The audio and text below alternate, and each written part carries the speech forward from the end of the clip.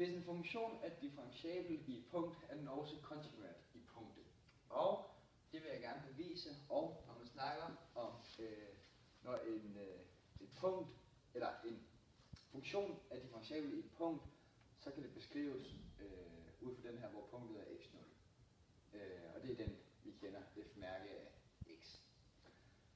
Ifølge produktreglen, så vil vi altså få, at vi kan gange delta x ind på den ene side, og 0 ind på den anden side, da vi har delta x gående mod 0. Det vi så får, det er, at delta x går ud med delta x, og da f-mærke af x0 bliver ganget med 0, så får vi altså, at f af x0 plus delta x minus f af x0 går mod 0, hvor stadigvæk delta x er gående mod 0.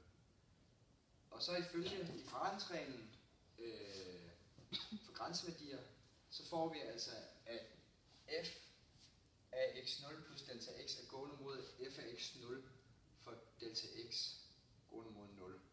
For sådan lige grafisk at vise det, så vil det altså sige, at vi har to grænseværdier her, et punkt og et punkt, på lingens flotte tegning.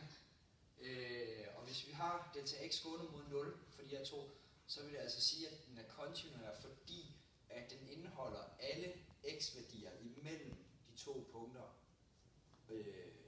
hele vejen herned. Så den går altså, følger grafen og går herned og indeholder alle x-værdier, så er den kontinuær.